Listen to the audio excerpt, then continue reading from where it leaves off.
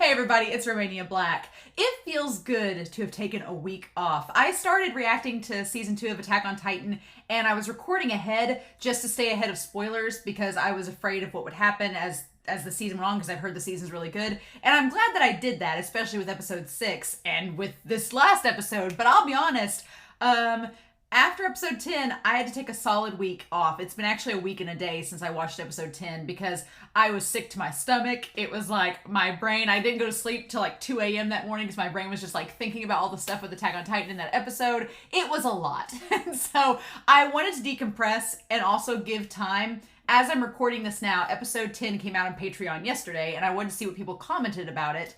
And then episode 8 has premiered on YouTube. So I'm pretty much just a little bit ahead of everything now, which is fine because we're almost to the season finale, right? This is the penultimate episode.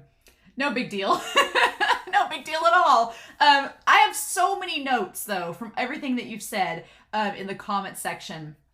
And I'm not going to go through all of it because it would be literally a 30-minute jaunt. So I'm going to save a lot of my notes for the recap video from here on in. From here on in, I'm going to be commenting to you all in the comment section and answering those. But if I see something noteworthy, I'll probably write it down because I'll probably record. I'm recording this on a Wednesday. Episode 10 just came out yesterday on Tuesday. I'll probably wait until Sunday to record the season finale, and that'll give me a little bit of time to do the recap. I may have to do the recap since I'm recording it during the week. Season 1 recap I recorded on a Saturday, so I had like all day to mess with it, but I work throughout the week, so I may end up recording like multiple nights. We'll see how it goes. I may be able to do it all in a night. I have a feeling that recap's gonna be like 3 hours long, and I'm gonna be like, ugh. So we'll see. Maybe I'll record it on Sunday. I don't know at this point. But yeah, my brain was mush after episode 11. And so I did want to mention a few things before we start, because this is the penultimate episode. Everything's leading up to this. We've got our Titan formation. We got Bertolt with Eren. We have Reiner and Ymir has Historia. They're all headed deeper south towards Wall Maria.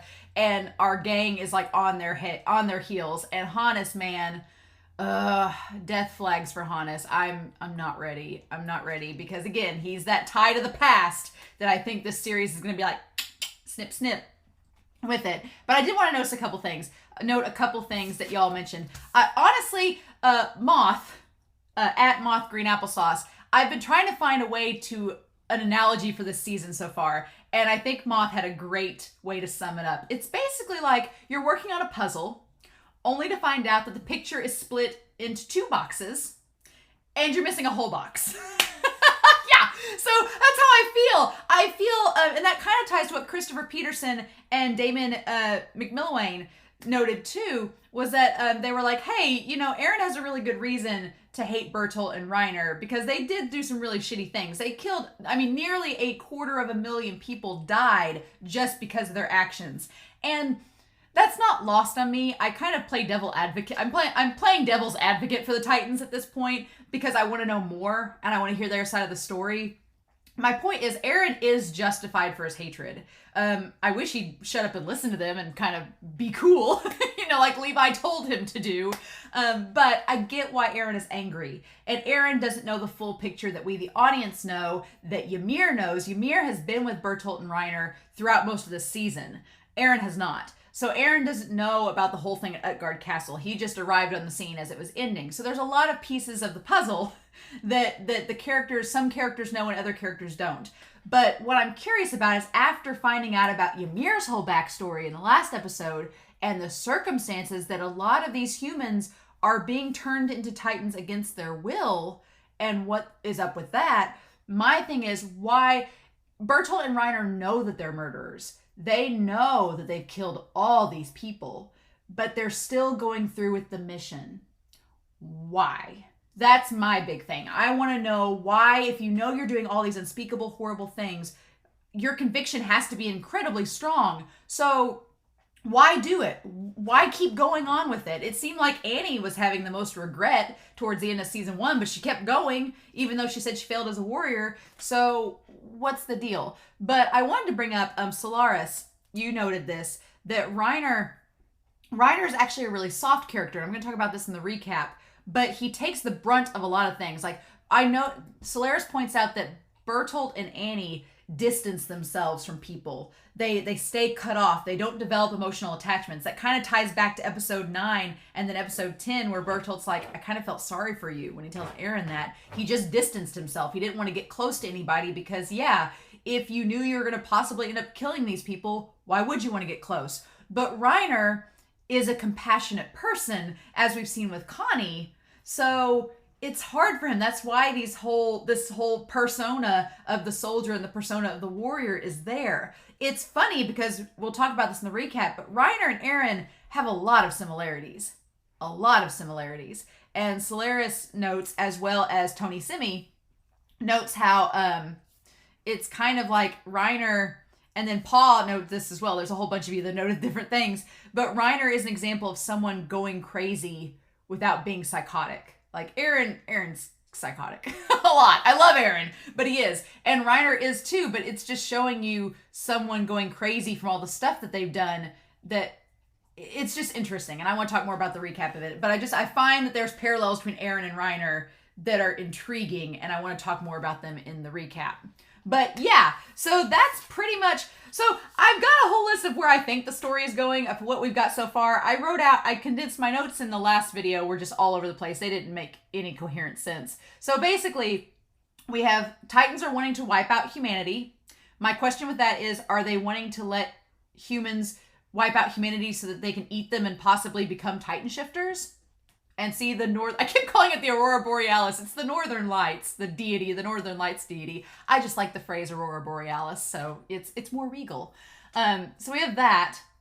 And then the blood of the king is somehow important. I wonder if that ties back to Ymir, and when the guy that looked like he was a priest, he kept saying that because she had the king's blood, she would grant their tribe immortality. So I wonder if the blood of the king has something to do with people turning into Titans. Because technically Titans, in Titan form, you don't age, you don't eat or drink anything, so that's technically immortal. Technically. So is there something to do with that? And then do you have to be a child to turn into a Titan from the start? In the ED, we see the 3 little kids. Is that something to do with that, with the king's blood? Are they setting up Historia to be a descendant of the king? It seems like it is, like she's connected somehow. And then, so why is eating humans the key to seeing the Aurora Borealis? And this deity, this idea, if it's just freedom, Ymir called it freedom, this deity-like vision or energy. And so does it look different for everyone? Does it look like, the Aurora Borealis for Ymir, but does it look different? Did it look different to Did it look different to did it look different to Reiner and Bertolt when they saw it? Because I'm assuming they saw it as well if they turned back into Titan shifters. And do Titans get to the point? Yeah, so what happens if that's the case, and Titans destroy humanity and they eat all the humans, then what happens? Does it get to the point where there's just no more Titans? That it's just Titan shifters and that's it? And that's the race of people? Is that what we're getting to? And so my other questions are, and I realize this intro is incredibly long. We're already at 9 minutes. Great. Is that, what's the Beast Titan's involvement? How does he factor into all this? Their hometown. I'm assuming it's south of the wall at this point, but is it near the ocean? Is it near, because we had the whole setup of the ED and the tie into the herring and things like that. Is it near the ocean? If there's an ocean, Armin's kept talking about going and seeing the ocean. Is it something to connect with that? The soldiers. Another big question is the soldiers that took Ymir and the others in her flashback. Was she originally from the town by the ocean, or was she originally from the wall? Were the soldiers that were taking people out and turning them into Titans, were they from the town by the ocean, and then they turned people into Titans and just sent them on their merry way towards the place that was surrounded by the walls? Is that the war that we've been having? Is that the Titan shifters have been turning people that aren't Titan shifters into Titans and just sending them along and saying, go destroy humanity and maybe you'll become a Titan shifter along the way? I don't know. But those are my questions right now. I have other notes on here, but I want to save them for the recap. The only other thing I want to note is that Polygon noted that Polygon said that Aaron in episode 9 said there's a translation error and said, what's a monkey instead of who's the monkey? So Ymir called the Beast Titan a monkey, and Aaron was like, oh, what's that? And I thought that it was Aaron being like, what monkey? And Polygon was saying that Aaron wouldn't know what a monkey was because they've been inside the wall the whole time. I can totally see that. I took it as Armin had that book that his grandfather gave him at the beginning that it showed it had animals and things outside of the wall in it. And so I thought Aaron had looked through that book and had seen a monkey, so he knew what it was from Armin's book. But that could not be the case. Maybe he doesn't know at all. I don't know. But anyway, I've talked for 10.5 minutes, surprising no one. So it's the penultimate episode, Charge, which makes sense. It's Survey Corps charging at the Titans. It's all coming back to the OP. I don't see this ending well. I don't know how this can end well. You've got 4 Titans, technically 3 without Aaron, but you have 3 Titans versus Aaron. And even if Ymir switches sides, what is she gonna do? It's the Colossal Armor Titan, and they're in a big, wide open space. They've left the trees. So your vantage... I don't see this going well. I don't. Not at all. So... But we'll cross that bridge when we get to it, won't we? We'll cross over that wall when we get to it. So I've stalled enough. Let's do this, y'all. Take a deep breath for me because, here we go. So we're going to start episode 11 of Attack on Titan Season 2 here in 3, 2, 1. Here we go.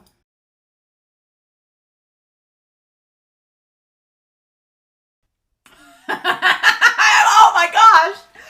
Oh, I don't think I was on the edge of my seat for that entire episode. Holy shit, Bertolt. Oh man, I feel bad now because I remember a lot of you, there was, I think Nathalie, you and some other people were making fun of me in the comments early on in the season because I was like, man, Bertolt has the personality of a wafer cracker, and not in this episode he doesn't.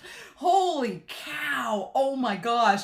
Armin. Oh, there's so many little things that I want to talk about in this episode. There are so many little things, and oh my god, what a penultimate episode. The thing about this series, and it happened back in season 1, because normally in a typical anime structure or in a typical show, your penultimate episode is where everything goes down. Like all the action happens, all the big stuff happens, and that happened in this episode. But in a lot of shows, your climax happens, and then the last episode of the series is just the resolution and the resolve, and everybody picks up the pieces, or stuff goes on, or it leaves on a cliffhanger. But with this series, in the season finale of season 1, it was like there was still, the climax hadn't happened yet. The climax happened in the season finale. And the same thing looks like it's going to happen with Eren, Mikasa, and the Titan that killed Carla. Oh my god. It's like I said in the ED, it's like The Walking Dead, where you see that one zombie back in season 1, and then like 5 seasons later you see it again. You're like, it's that zombie again. It's still been roaming around Wall Maria this whole time. Only now, but it ate humans, so what? What? Oh my god. There's a lot talked about in this episode, and a lot of stuff dropped. And what I like about this episode is that it's giving us more information to piece together what's going on, but it's not coming outright and saying exactly what's happening. I like that about this series. Isayama has a way of making the writing to where you're starting to piece it together, but there's still intentional bits of information that's being left out. Like, he doesn't want to reveal everything, but then he'll give us like a bombshell, and you're like, wait, what? But holy crap, this episode playing on relationships with people. That's what this episode was. The chemistry between people, the relationships. Ymir and Historia, they are an OTP. It's over. Shipping is going to be crazy for the recap because there's that. And then Armin making note of Annie and Bertolt. Enough. You stare too much. Enough that everyone can tell. Oh, Ryder, your words came back to bite you. Oh, man. But we need to talk about this episode. This episode was so damn good. The animation was so good. I was so frustrated because if you notice throughout the reaction, the editing, like stopping and starting, my internet was like deciding that, you know what, we'll will just stop every now and then. And so it'd be like right in the middle of something and it would stop. And I'm like, stop, internet. Let me watch the whole full episode, damn it. And it seems to only do it with Funimation. So I don't know if Funimation just requires a lot of bandwidth and that's why it's lagging. But man, there were so many moments of this episode that felt like they were straight out of the manga. Like when Reiner first transforms and you see Ymir like going towards it. Weird Pianist noted too that, and it may have been someone else as well, but the idea that it was Weird Pianist, that the Titan in episode 10, the one that was in Ilse's notebook, was a woman just with short hair. I thought it was a man during episode 10, but apparently it was a woman. And so there's this idea that the Titans, there could be women inside the Titans that look like men, kind of like Ymir. There's not really any discerning gender, genitals that discern its gender, except for Annie for whatever reason. But yeah, so that's interesting to note. But yeah, damn it.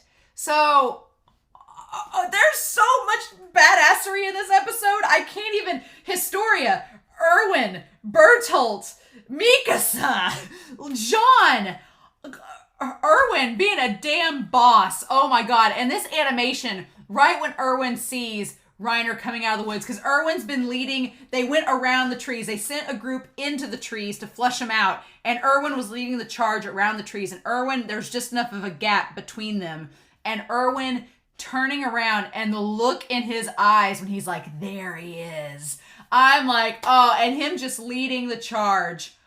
Oh, I said in the OP that I wanted Erwin to become a Titan, but I don't now. I'm going to be wishy-washy about it the whole series, probably. But because Erwin is the representation of humanity. And he lost an arm. Bitch lost an arm this episode. What a freaking badass. Losing an arm and just came back. I want to pause that because someone went back and rescued him.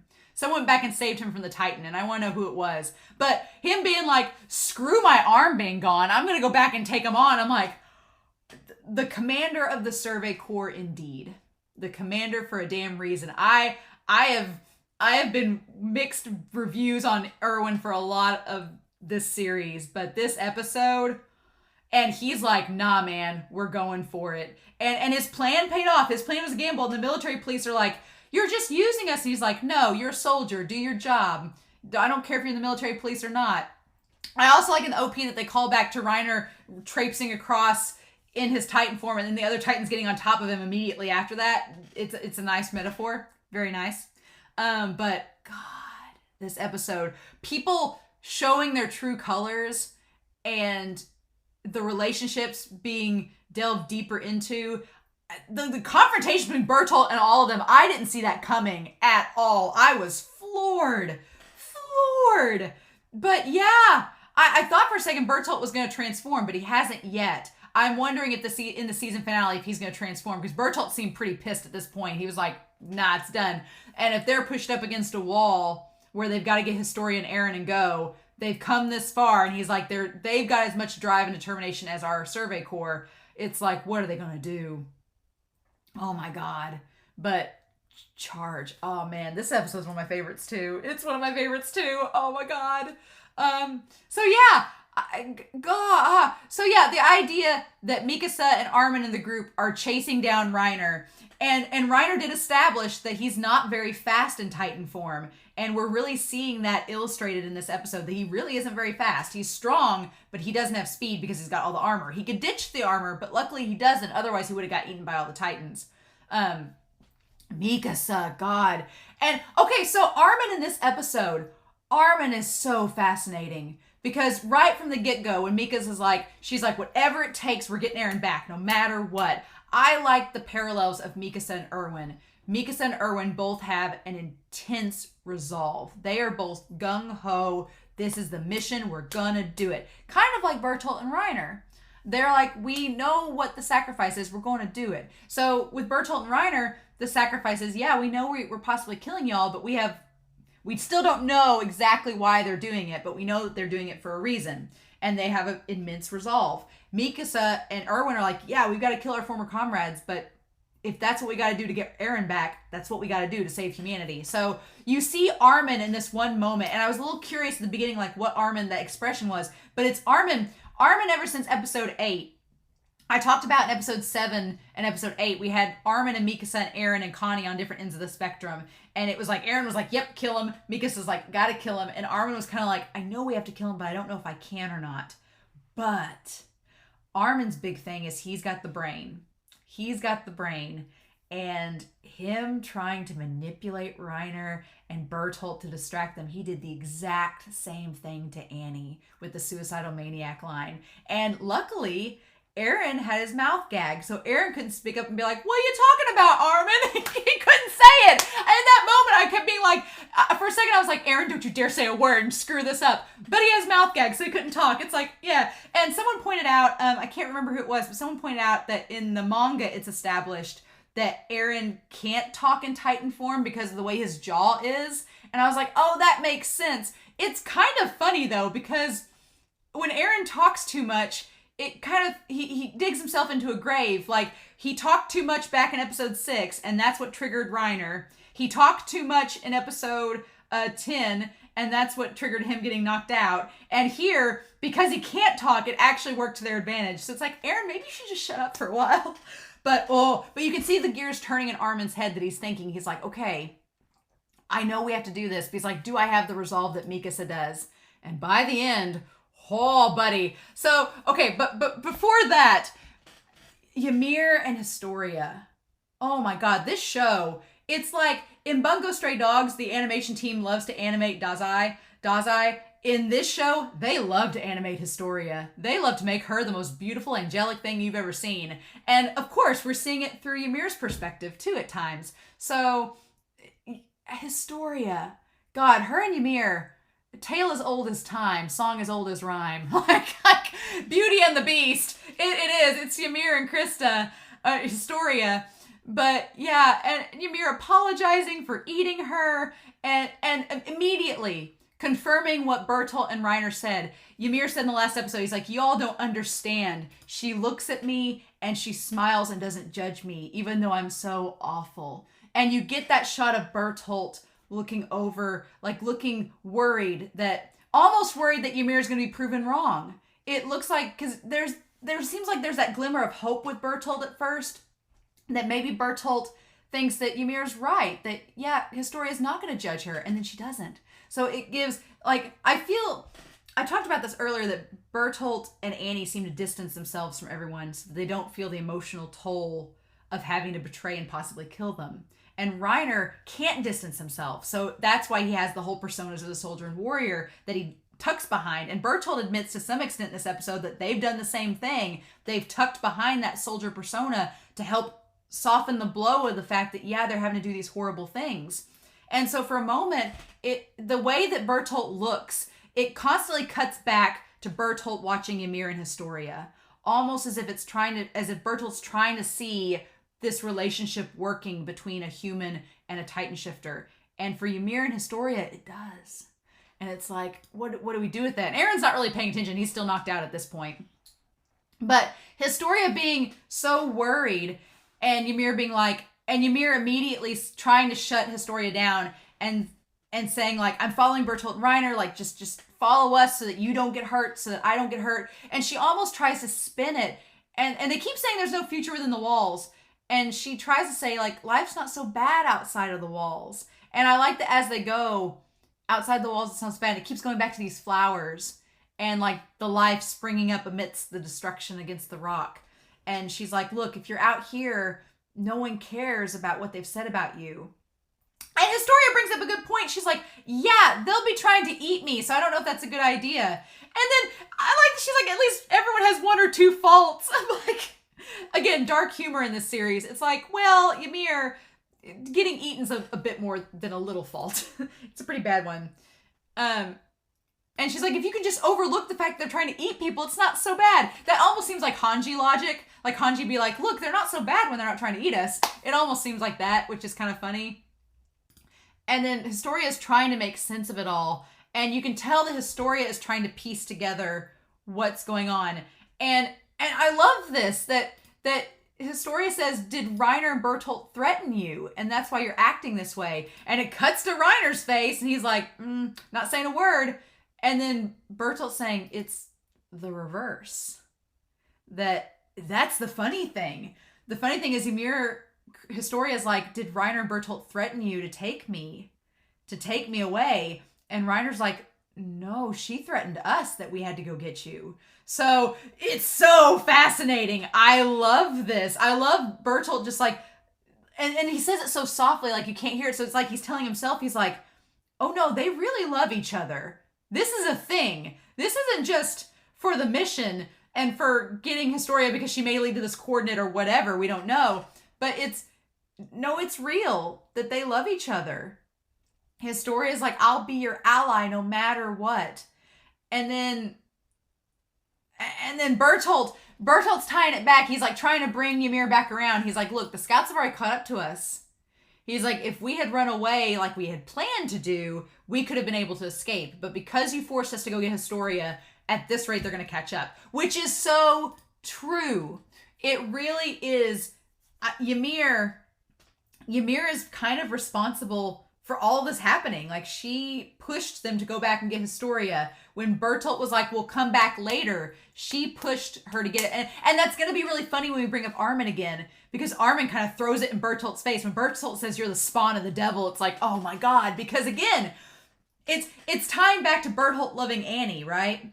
Because Bertolt loves Annie. Like, he's in love with her, as we found out. And as I believe it's proven in this episode, Bertolt loves Annie. But Bertolt chose the mission over Annie. Bertolt's like, we got to complete the mission. We've got to take Aaron back to our hometown. And then once we do that, we'll go back one more time and get Annie and Historia.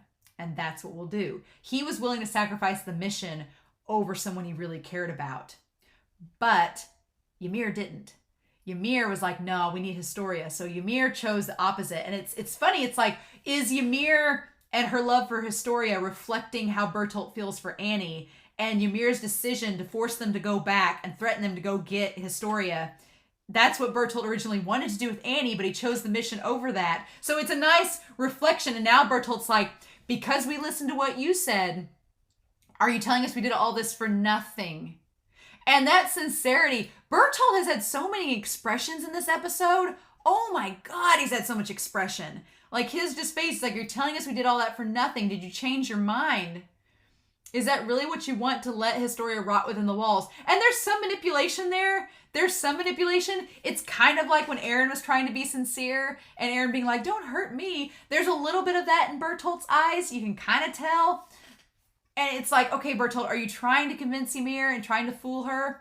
But it's Ymir being stuck between Bertolt and Reiner and Historia. And I like that she's in between both of them, and Ymir's trying to do the middle road. And it's like, yeah, we cross in the episode, we cross a creek with a rock path in between it. Like, the rock path in between. It's like a visual metaphor for the stream being cut both ways. Which side of the riverbend are you going to choose, Ymir? And she's trying to straddle both sides. She's trying to say, look, no, I wanted to save you and I want to keep you safe. But the safest thing for us to do right now is to go with Bertolt and Reiner. But she can't come out and say that. So she uses the excuse of saying that she saved you to save herself. And it's almost like she tries to distance herself from Historia to keep Reiner and Bertolt from doing anything rash, like hurting her. And so then there's this line. I want to go back to it. The line where she says, a long time ago, I stole the power of the Titans, in uppercase letters, from one of their comrades. The power of the Titans. So, from a comrade. So here's the thing, and I've been thinking about it since the episode. So do you not get to become a Titan shifter unless you eat a Titan shifter? Is that how this works? Because that's leading to believe that not just anybody can become Titan shifters. You have to steal the power from one of the comrades. So she's saying that because she ate Marcel, she was able to become a Titan shifter. Which is kind of weird, right? Because it's a cannibalistic sort of thing. But it's suggesting that only Titan shifters can come from Titan shifters. So that would explain why all these Titans roaming around eating humans don't just instantly become Titan shifters, right? They have to eat a specific person. They have to eat a Titan shifter in order to become one. So is that why the Titans were all trying to eat Aaron? They're all trying to get to him because if they eat him, they might become a Titan shifter. Like it passes down. It's kind of like a weird, not reincarnation, but it's like they pass down that power from person to person. That would kind of make sense. Because then not every Titan becomes a Titan shifter from eating a human. But if you just happen to win the lottery and eat a Titan shifter, you gain that power. It's interesting. So she was only able to become a Titan shifter because she ate Marcel. But she doesn't specifically tell Historia that she ate another person. She says, I stole the power of the Titans from a comrade. She words it very nice. So I don't know if that's the case. I don't know if you get it from eating another Titan shifter, because that would suggest that Aaron ate a Titan shifter and that Bertolt and Reiner ate Titan shifters. That's what that would suggest. But her shape didn't change once she ate Marcel, so I don't know how that works. But that's an interesting little bit of lore that Isayama just plucks that crumb down there for you. There's nothing I can do against them. Sooner or later, they'll kill me. So she's basically saying, like, I took the... and that ties back to the whole thing of our world. She learned the secrets of our world. So meaning that Bertolt and Reiner are possibly different than Ymir in terms of how they became Titans. So it could Bertolt and Reiner be like from this blood of whatever and they were born with the ability to become a Titan? Is that it? I don't know. But it said they had to eat people, so... But she says basically she did something she wasn't supposed to. She ate Marcel, which was a no-no, and became able to become a Titan shifter. That might explain, though, why she looks different than Bertolt and Reiner and Annie, because Bertolt and Reiner and Annie look like, the exoskeletons, the muscle skeletons and everything, and Ymir looks like the putty Titan. So maybe Ymir and Aaron, would that make Ymir and Aaron similar? Because Aaron looks kind of like a cross between the putty Titan and Annie, Reiner, and Bertolt. So there might be some in between there.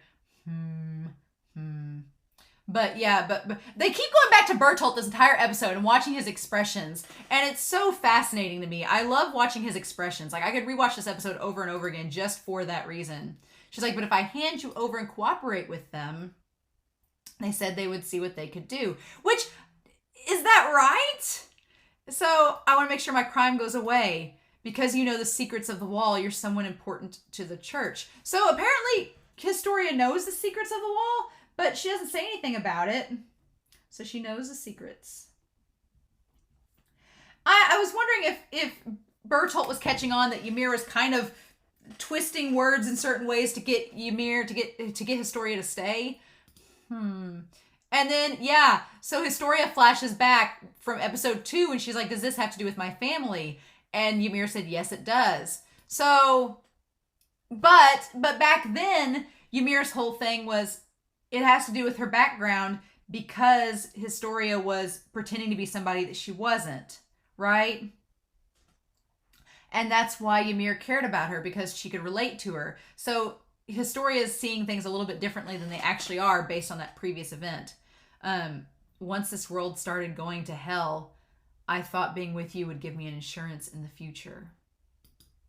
So when this world started, I guess Shiganshina when the world started going to hell, but I almost died during that battle at the castle. Interesting. And that feeling scarred me for life. So she doesn't want to, she's afraid to die and she'll do whatever it takes to live, which it kind of is contradictory because she said that she doesn't care anymore. She just cares about Historia. So again, I told myself I was doing it for your sake, but in reality, I did it for myself. Which does tie to her character, because she had said she's going to live for herself.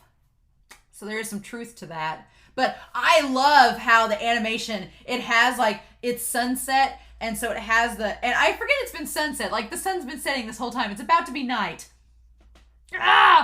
So, I forget that we're on a time clock, and that it's about to be sunset. So there's that.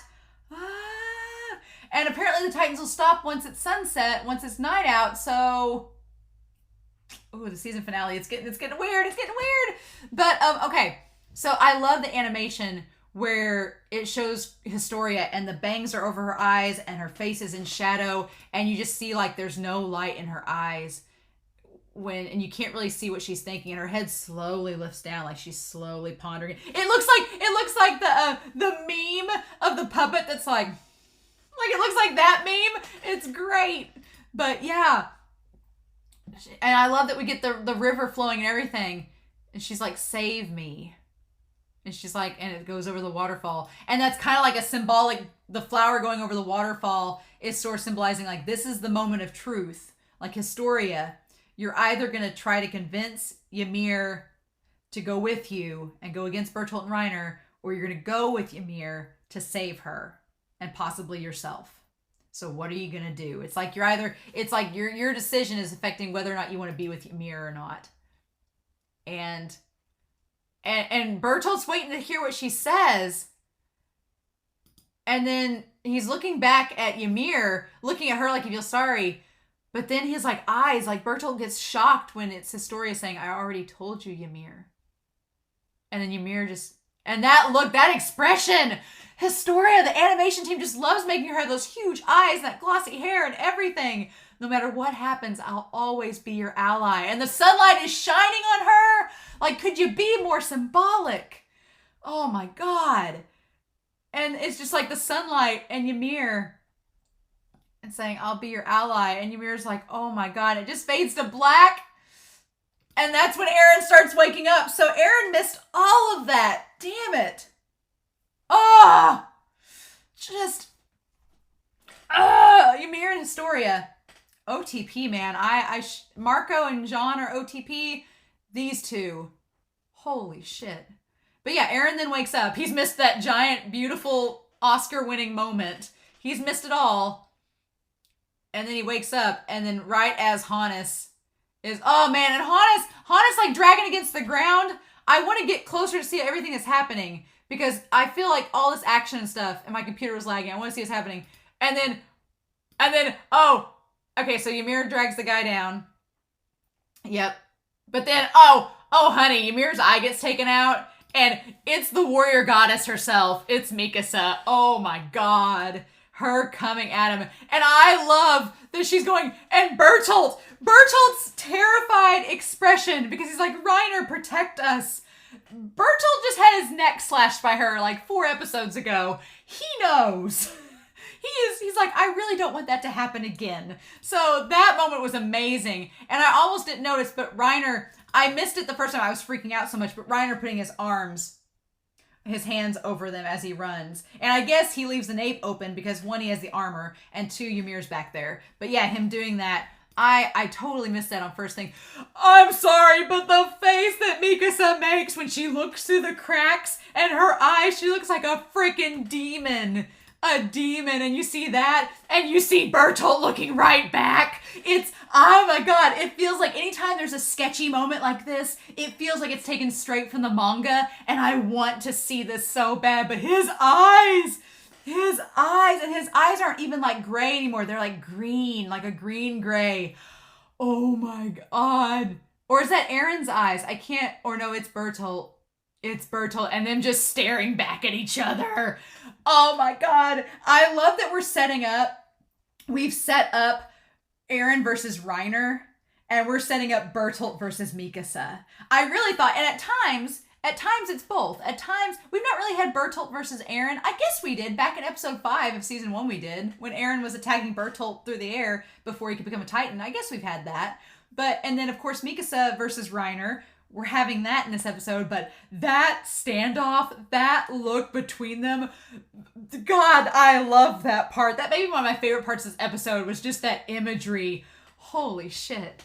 It's so good. And her being like, I knew it, I'll have to kill Ymir first. And the Historia's like, no. And this is such a big moment too. Again, we're getting relationships. Mikasa's all on board the Eren train. Historia's all aboard the Ymir train. Bertolt's all aboard the Annie train. Erwin's all aboard the Kill Titan train. It's like, it's insanity. But yeah, so getting back to this whole idea of relationships and who we fight for. Historia being like, you can't don't kill her. And Mikasa making the threat, being like, well, that all depends on what Ymir does. She's like, what's it going to be? I'm going to kill everyone that gets in my way, so choose. And Historia's like, but wait. Historia explains what's going on and saying that Ymir doesn't have a choice. And Mikasa says there's only so many lives that I actually care about. Mikasa reminds me a lot of Nobara from Jujutsu Kaisen. A lot about her, because in Jujutsu Kaisen, Nobara says the phrase, I only have so many seats with me, and I only have enough friends to fit so many seats around me. And those are the people I care about and that I'm going to protect. And everybody else, I'll try to, but I make no guarantees. And Mikasa has that exact same philosophy. Mikasa's like, there's only so many lives I actually care about. Everybody else just needs to either get out of my way or let me do my thing. Or you're going to fight me. And so, Mikasa. And she said, my enemies made deciding that easy 6 years ago. And Eren can hear everything. So it's like, Mikasa's on board the Eren train and Bertolt's like, shit. Yeah. And so you're mistaken to seek any compassion from me. Because right now, I'm all out of time and room my heart to care. She's like, I'm here. She's like, I'm here to chew gum and kick some ass. And I'm all out of bubble gum. She's like, I'm here to kick names and take ass, basically. Oh my God, Mikasa. Mikasa may have rose to S tier for me in this episode. She may have, because there's been other characters rise to S tier in this season, but damn it, Mikasa was a freaking badass boss in this. That line, So she's like, Krista, do you pick Eren or Ymir? Which is it? And that's so funny that she says that, because it goes back to what Reiner told Ymir. Reiner's like, well, you either pick us or Eren. Eren is the linchpin in all this, right? He's our main character, so of course he is. But I like that everybody's choices hinge on whether they pick Eren or something else. It's great. And then, well, of course, Historia is going to pick Ymir. And she's like, well, you get in my way too. And Ymir's like, shut the fudge up. And Historia's like, wait, no, don't fight back, you'll die. Don't move. And Mikasa does see that Ymir listens. So that's good. So again, there's some connection there too, because just like Mikasa trying to get through to Eren and getting Eren to listen to her while in Titan form, she's seeing that the same thing is happening with Historia and Ymir. So Mikasa is putting together in this moment that, yeah, Historia really likes Ymir. Okay, so we're getting that established as well. And then she's like, well, screw it. I'm going to go around to the front. Back to Bertolt. And then there's Eren, like, kicking. And he's like, quit it. He's like, quit struggling. And then she's like, good luck with that, Bertolt. I love that she's just right there looking in on them. And then, oh my God, this part floored me. The part where they're all there beside him, in front of them. You could not have told me this was going to happen. Thank you, all of you, for not spoiling this, because this was amazing. Them all, the whole cadets, on Reiner's hands. Standing on Reiner. If you had told me this scene was going to happen this season, I'd have thought you all were on something crazy, because there's no way. And it's Jean. And it's Jean saying it. He's the most irritating guy there is. And here's what's amazing about our bisexual King Jean. Here's what's amazing about our King Jean. Jean, you know, is insanely furious that not only did Reiner and Bertolt be responsible for Marco's death, but the death of so many others, especially Marco. But you know how upset he is. But Jean manages to keep it in check. That's another difference. Like, bless his heart, Eren. Eren's been sitting there kicking and fighting and everything. Jean held it together. I'm amazed. I am amazed. But they're all trying to get through to him. I know better than anyone, because Jean's fought Eren way back in season 1. I hate him as much as you do. Yeah, and it's just like, Jean's like, I don't like Eren either, but we need him, so here we are. And he's like, so let's beat him up together.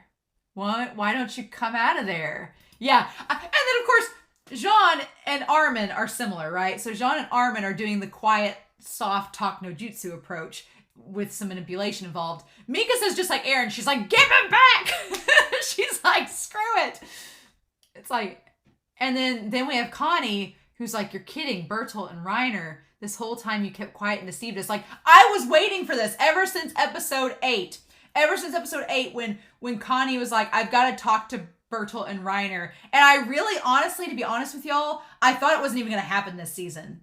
I was going to say in the recap, I thought that Connie wasn't even going to get to talk to Reiner and Bertolt this season. I honestly thought at this point, and it may still happen because we've got one episode left, I thought Bertolt and Reiner were going to escape with Aaron. I thought that's what's going to happen. And that's been what my thought is. They're going to escape with Aaron. I've been thinking going into this episode, I was like, okay, well, worst case scenario is that Bertolt and Reiner and Ymir get away with Historia and Aaron. That's the worst case scenario. They just escape. And then I thought there's a possibility that Aaron might get taken back, but Historia might get left behind with Ymir. And it almost seemed like that was going to happen at the end of this episode. And then I also thought that it could be that Historia gets rescued, but not Aaron. And maybe Ymir gets killed or something, which I don't want to happen at this point. But I thought that could be a thing since we've seen Ymir's backstory. Once you see the backstory, it's a free-for-all, right? So I've been thinking that, but I didn't think that Connie would get to talk to Aaron, to Reiner and Bertolt this soon. I didn't think it was going to happen this episode. And then it does. And it does. And then Sasha's like, tell us it's all a lie. And I like that the cadets are still behind, catching up. The Survey Corps is still behind them. But it's our main group. It's Armin, Mikasa, Sasha, Connie, and Jean. The main cadets, they're all here. The gang's all here to have this conversation. I didn't see it coming. Do you think you can keep running away? It's not going to happen for 3 years. And I love the story that Jean talks about to Bertolt. That's such a beautiful part of this episode, is that he does the sleeping story. He's like, Bertolt, your odd sleeping positions were truly an art form. And I love that he says that they placed bets on predicting the weather based on what pose he was when he woke up. Like, that's such a tiny little nuance. But it's like you get reminded that these people have been together for 3 years. And so they've gotten to know each other, and these little tiny things like predicting the weather and his sleeping positions and them all being friends. Like, there's all of that. And it's just, he says, you, to think the invader could sleep like a log. Right next to your victims. Like, just saying, like, was everything just a lie? Like, him and Connie just putting it on there. And then they talked about, remember we talked about surviving this together, that we'd grow old and someday go out for drinks together. And you all agreed on it. Was everything all a lie? And Bertolt just losing it. Because here's the thing. This whole time, Bertolt has been the calm one. Bertolt has been the one that he's taken the brunt. He is covered for Reiner. He's kept Reiner in check. He's made sure that he's the colossal titan, but he's kept everything in check and been calm and cool under pressure. And the only time we've ever seen him remotely get like crazy agitated was either one, when he was about to bite himself, when the tower was about to fall down, and two, when Reiner was like, we're doing it now, and Bertolt's like, okay, are we doing this? And then when Mikasa tried to kill him. That's like the times we've seen him frustrated and emotional. And then, God, he just lets loose. And it's almost like, you know what it's like? It's like the Titan in Ilse's notebook. That Ilse kept questioning it, being like, why are you eating people? Why are you doing this? What's wrong? What's happening? And Ilse kept pushing the Titan to answer her over and over again. And finally the Titan just snapped and it couldn't take it and it ate her. And that's exactly what happens here. Like, Bertolt just can't take it anymore. And he's like, what were you guys thinking the whole time? What's the map? And then Mikasa's like, and this is really what throws it over the edge. Mikasa's like, screw it. It doesn't matter. They're not going to listen to us. Just focus on cutting open his neck. If you hesitate for a moment, we won't be able to get Aaron back. They're enemies of humanity. That's all there is to know. And you can tell that that's what sends Bertolt off. And he says, tell me who. Who the hell would want to kill people by their own choice? Which again ties to the fact that why are they doing this? We don't know. And Bertolt and Reiner, for some reason, can't say why. But man, Bertolt. And it gets like even Mikasa's attention. And just his expression, who the hell would do such a thing? Do you think I wanted to do this? People hate and despise us. And Aaron listening too. We've done such terrible things. We deserve to die. things we'll never be able to take back, and like him about to cry, but we couldn't come to terms with our sins. So the only time we had some respite was when we pretended to be soldiers. So that's what ties all back to. And you can just see in Reiner's face, like even Reiner's Titan brow furrowing, but Bertolt's like, look, we did all these horrible things and we couldn't live with ourselves, but we're in the middle of a mission. And it's the only way we could keep ourselves in check and keep ourselves from going insane and from hating ourselves and possibly doing anything to ourselves was to pretend to be soldiers with you all. And that's the only way we could stay sane. He's like, it wasn't a lie. We may have deceived anyone, but it wasn't all a lie. Which kind of goes back to, we really considered you comrades. Yeah. Neither of us have any right to apologize. And Ymir's listening too. But someone, please.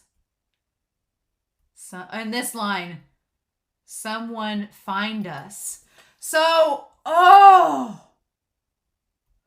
that's the thing, like that find us line from Bertolt. It's like, that someone find us. That line, it's haunting, and he's about to cry, and it's like, what?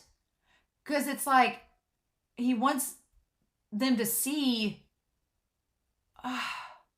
That line gets me, because it's so curious. It's like, what do you mean by, it doesn't say see us for who we are. It says find us. And I don't know if that's a translation issue. If it's a mistranslation, then that may change the whole meaning. But it's not like he's telling them to see them for who they are. He's asking somebody to find them. So it's almost like, is he asking someone to find them and eat them so they can be put out of their misery? Is that what they're asking? For someone to kill them? If that's the case, why don't you just let Mikasa do it? But, or is he asking for someone to find them, see them for who they are, and that there's more to this than one side of the story? But he's like, and that goes back to Eren in episode 10 when he was yelling, and Reiner's like, you can scream all you want. We're not going to apologize for what we did. Nothing can change what we've done. It's in the past. It's over. There's so many questions.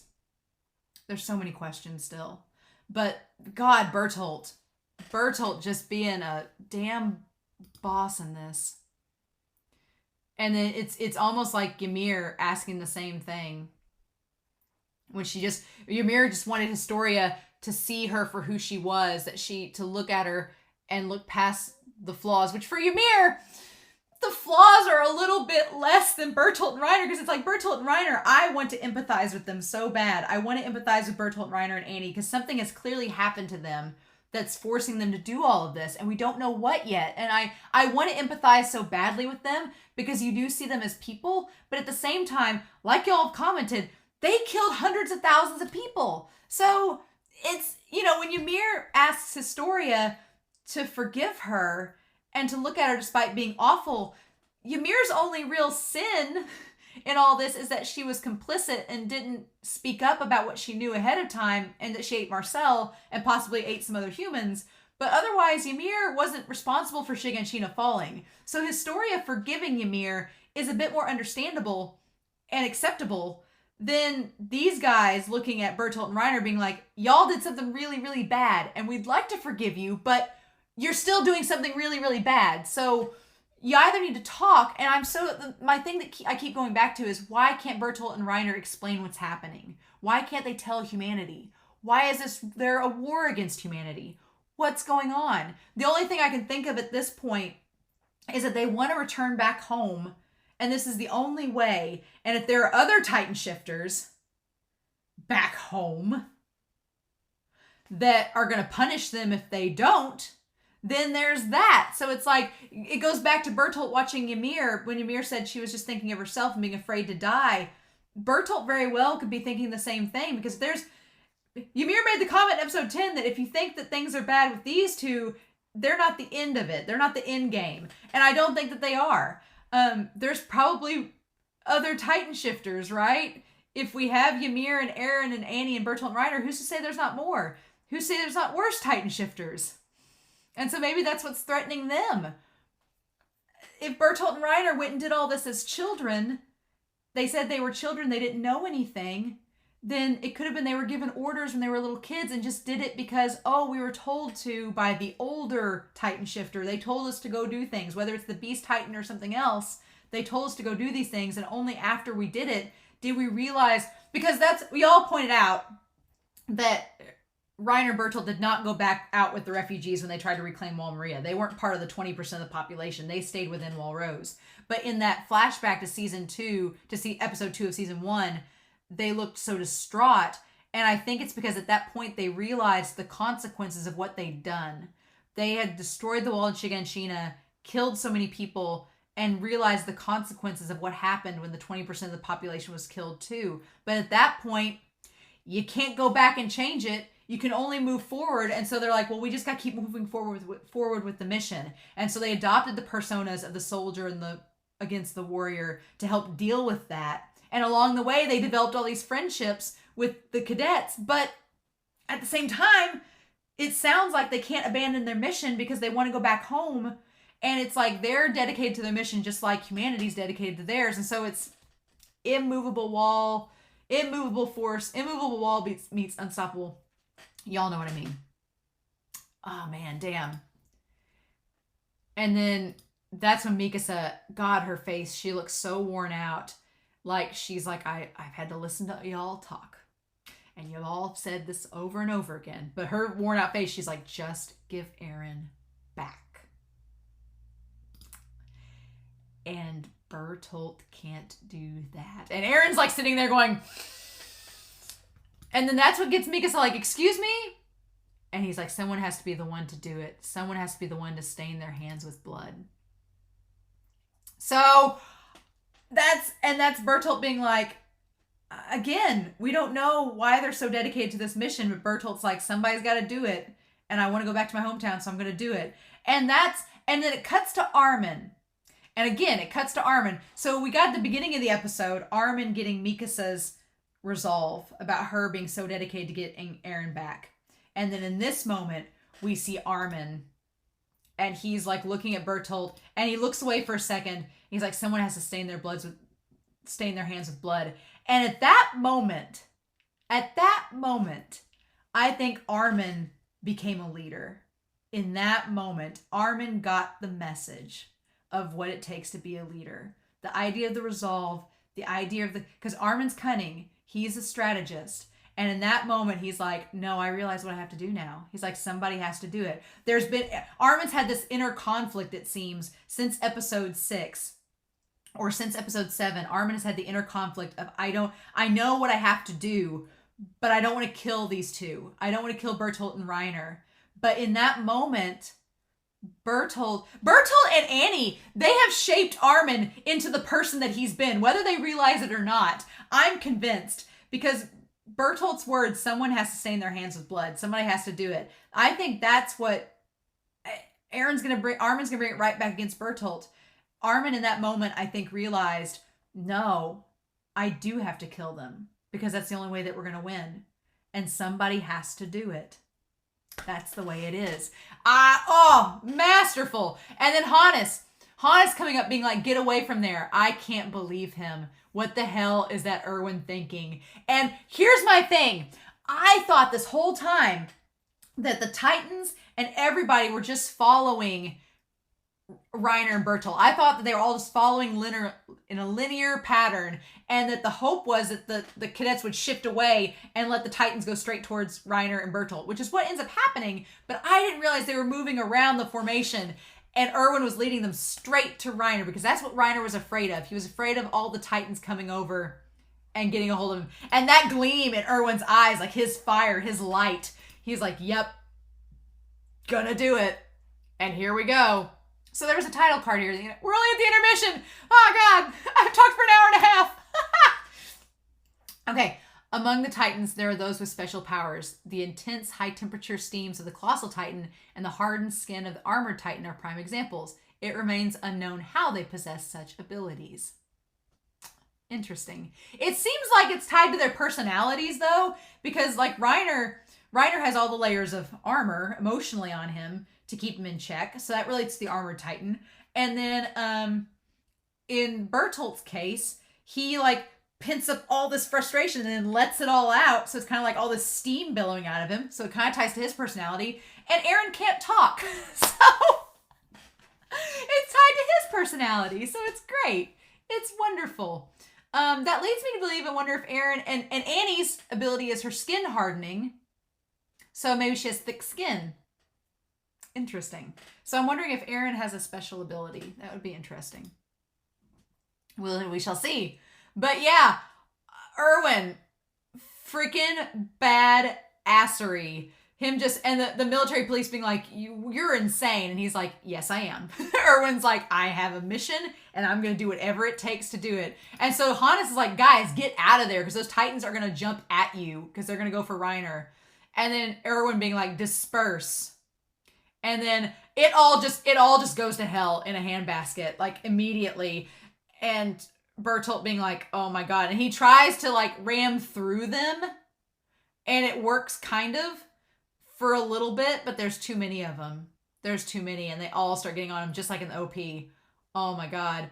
And then of course they're reaching for Historia and her and Ymir just jumping out of the way to try to get them both out of there. Oh my God. And they're like, what's going on? Is this hell? Yeah, and then Ymir's just tearing them apart. Erwin, no, but it will be. Oh, that line. Erwin's like, quit standing around. We got a job to do. Charge. Yeah. The fate of humanity will be determined in this very moment. And here's the thing. There is no future where humanity can inhabit these lands without Aaron. We recover Aaron and immediately retreat. And he does the devote our hearts. Devote our hearts. Oh my God. We'll talk about this. Christopher Peterson brought this up as well. And so I wanted to talk about this real quickly too. But the idea of there's been three main trios that I've kind of noticed in this. And again, in the recap, we can talk more about this with the characters. But there's been three main trios. There's been Armin, Mikasa, and Aaron. There's been Hanji, Levi, and Erwin. And there's been Bertolt, Reiner, and Annie. Funny that there's one girl and two guys in all three trios. But Christopher was noting that the idea of the mind, body, and soul. And Mikasa, Armin, and Aaron are kind of the embodiment of mind, body, and soul. You've got Armin, that's the mind.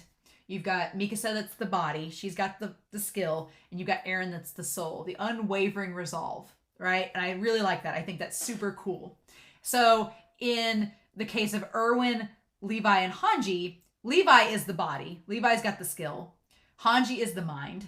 And Erwin is the soul. Because at the end of it all, Erwin is the heart. He's the soul. He's the one driving them all forward. So then the question is, with Reiner, Annie, and Bertolt, who's the mind, body, and soul? And it would kind of make sense for the mind to be... that one's a little bit harder to figure out. And I think I need to wait till the end of this season. Because on the surface, you would think, well, is Reiner the mind? Because he seems like the one making the strategy. Is Reiner the mind and Bertolt the body and Annie the soul? Is that the case? But then Bertolt has kind of been the one to have the resolve. So Bertolt... Reiner almost seems like the soul, Bertolt the body, and Annie the mind. So...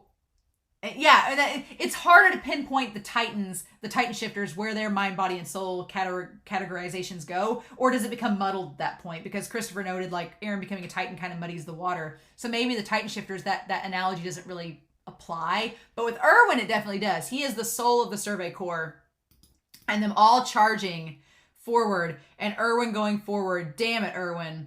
And then the military police... They're the stragglers, the ones that are like those crazy scouts, the ones that aren't on the battlefield right now, saying something's wrong with their heads. And then, of course, the Titans just coming up and eating people right off the horse. So I'm guessing some of the military police probably get back, or they just retreat without helping out anybody. Shame. And so Aaron's thinking, what's happening out there? What the hell is going on? People are probably dying because of me. So, of course, Aaron's freaked out about it.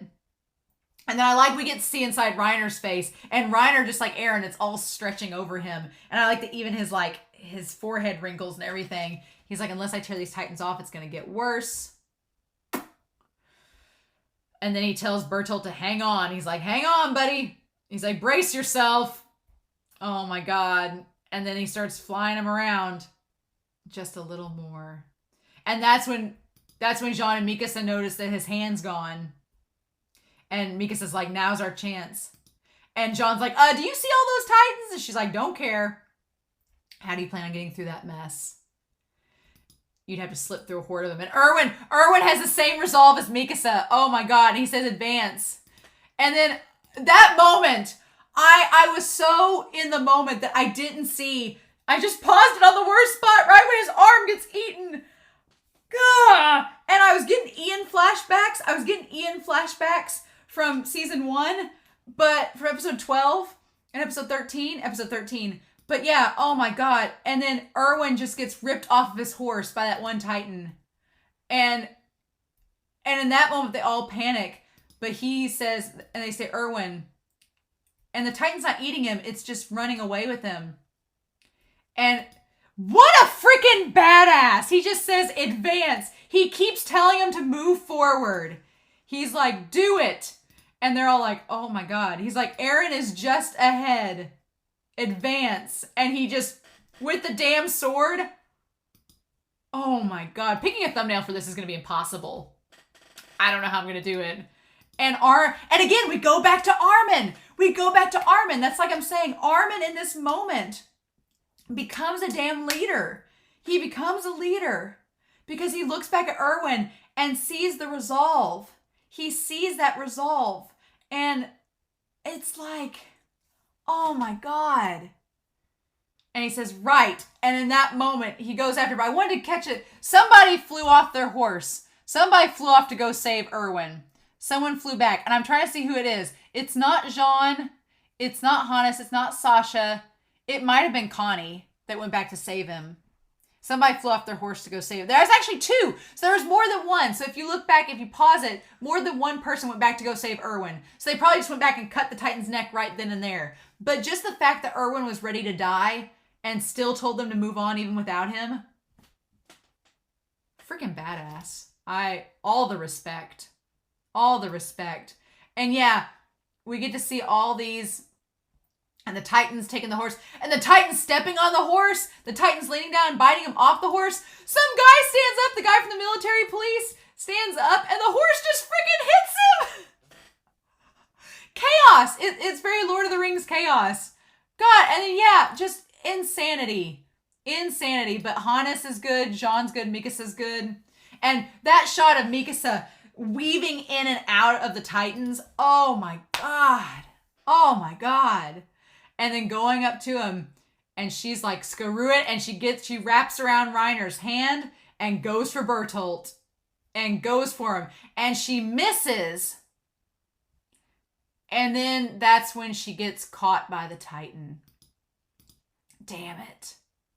And it's going to eat her. And then Jean, my king, I was so worried he was going to die. Our king. And I love it because Jean has had, since season 1, Jean has had the interest in Mikasa. And I don't ship him Mikasa really, but I love that he goes to rescue her. The knight in shining armor for her, stabbing the Titans in the eye to get her safe and to let her get loose. And then yeah, so Reiner cuts the snuffs and then he holds out his hand to get Bertolt, and Bertolt's like, we've already come this far. We're taking Aaron home with us. We're going back to our hometown.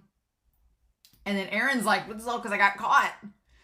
So my question is, did Bertolt say that out loud though? Yeah, he did say it out loud. We think that he said it out loud. So we're going back home, back to our hometown. And then Aaron, of course, is like, damn it, I'm going to get Mikasa killed because of me, because I can't do anything. And then Armin shows up. And y'all, this is masterful. And then Aaron's like, Armin. And Armin saying, those who can't abandon anything can't change anything. And he says, advance. So back when it's all been building to this moment with Armin, and I absolutely love it. The idea that Armin has told John, he's like, you have to become a monster to fight monsters. And here's the thing, for Erwin's a beast, because Erwin is like, no matter what happens, we stick with the mission, and our resolve is pure and our resolve is strong. And a worthy opponent indeed, as Reiner said. And Armin is realizing that for Erwin, being a monster to fight Titans means that you gamble, you risk, you do whatever it takes to get the mission accomplished. That's how he becomes a monster. How Armin becomes a monster is using his words. Because Armin may not have the body to be physically a monster like Mika said. Mika says a monster like Annie called her because she's physically strong and has insane skill. Armin doesn't have that. Armin doesn't have the monstrous resolve like Eren and Erwin does. But Armin might be just as much of a demon. I said in last season, I said that Eren was a monster, but Erwin was a devil, was a demon. Armin is a demon too. Because he says, what do I have to abandon? He says, is it my life? No. Or is it something else? What do I have to abandon to be able to fight them? Do I have to give up my life? No, that's not it. No. And he realizes, in that moment, it flashes back to Annie walking away with the military police and Bertolt staring back at her, watching her go. Because part of the mission was that they stay behind to knock through Wall Rose, right? I'm curious about that. I am curious about that at this point. And I guess that, well, no, I'm not curious about that. That was part of the whole plan. The whole plan was to let Annie go so that she wouldn't be with the Survey Corps, so she could show up as the Titan later on. She could sneak away from the military police because they weren't watching, become the female Titan, and go meet them on outside Wall Rose. That was it. That's why they let her go. But you stare too much, Bertolt, enough that everyone can tell. And in that moment, oh my God, I didn't realize it. In that moment, both Armin and Reiner are watching him. They're both looking at him. Both Bertolt's looking back, and both Armin and Reiner are watching him. They both noticed that he loves Annie, and that's, oh man. And Reiner uses it as a way to keep Bertolt on task as well. He's like, don't worry, man. When we get back to our hometown, you can tell Annie how you feel and all that. And then Armin realizes in that moment what he has to do. And again, I want to read the manga so bad because that close-up of his face. And he smiles. And he smiles just like Annie. Oh my God. And then in that moment, as they're surrounded by Titans trying to eat them, he says, are you two okay with this? Leaving your comrade and returning home? And that makes Bertolt stop and Reiner stop. And he says, you're abandoning Annie? And that face is scarier. That face is as scary as Mikasa's from earlier in this episode. Armin's face, looking so crestfallen. What a demon indeed. Where he says, do you know where she's at? Far north, deep underground in the Utopia district. And being tortured. So suggesting she's within Walsina. I'm assuming within Walsina because that's Utopia. Being tortured. And Reiner's like, excuse me? It was her screams that taught us something. That even with her body healing, you can never get rid of the pain. Oh. And then Eren's like, the hell? Eren's staring at him like, what? And here's the thing. They've not tortured her. They've not done anything to Annie. Annie's been encased in the little block of stone, in the block of skin. They've not done a thing to her. But Reiner and Bertolt don't know that. Because Reiner and Bertolt weren't at the battle at the end of season 1. They don't know that Annie encased herself in the hardened skin. They have no clue. For all they know, they just know Annie's been captured. They don't know the circumstance. So, as far as they know, Annie is being tortured. Oh! They're taking special care to ensure she doesn't die. And as we speak, they're not giving her body any rest. Oh my God, they're torturing her every way they know how. Oh my God, and he says, you spawn of the devil. I'll pulverize you. Oh my God! Ah! And then And then here's the thing. I wanted to back up in that moment. Oh, and that was Bertolt. And then, no, Erwin coming in. Armin leaving it open, and he slashed Bertolt through the chest. And that's what cut Aaron off of him. Oh my God, that shot of... How am I going to pick a thumbnail? That shot of Erwin without a damn hand. And then Aaron falls. Yeah. And Mikasa gets him. And then Armin's like, shit. And then Erwin falls down. And I'm sorry, lands on his horse while Bertolt is like, oh. And then they retreat. Erwin landing on his horse, Princess Bride style, after falling from that distance, like, that is one finely trained horse to catch him. That is like straight out of Princess Bride. And then that shot of Reiner with his arm out, looking, and what a shot. That may be the thumbnail, is Reiner reaching out with his arm while Bertolt hangs in between him and all the Titans are surrounding them as they retreat. Holy hell. And Reiner being so pissed. But then there's Ymir still fighting off. And I love that Historia's first kill is to save Ymir. Oh my God. I love it. I love it. But then, yeah, she gets picked up by Connie. She gets picked up by Connie and Sasha. And I thought they were going to let Historia go. I thought for a split second that she was going to convince Sasha and Connie to let her go. And that that was going to be the case. Because Ymir's following them. So I'm curious to know, since Ymir's going back, here's the thing. Ymir's not loyal to anybody but Historia. That's just a fact. It's kind of like Mikasa with Eren. Mikasa's really loyal to nobody but Eren. And whatever's happening with Eren, that's what she's going to follow. And the party that's trying to save Eren, she's going to be on board with that. But Historia is all about Ymir, and Ymir is all about Historia. So Ymir is going to follow them back to camp, even if it means that she's kidnapped, even if it means that Hanji and them experiment on her or whatever. She doesn't care. She just wants Historia. So I'm curious. They tell him that, they're like, Ymir fed you some bullshit. She's just trying to keep you safe. Duh. Just calm down. We got this. You're going to be okay. Ymir's going to be okay. If you two stay here any longer, there's a huge chance he'll die and it'll only get worse. Connie, for as dense as Connie can be, he speaks some reason there. So I really want them to retreat and get back, but it doesn't look like that's going to happen because even an idiot can figure that out. But then, yeah, no. Reiner's like, no, y'all ain't getting out of here because I'm going to throw these Titans at you. This ain't over yet. And you know that Reiner's going to toss out the Titans. And I just know next episode, Bertolt's going to become the Colossal Titan.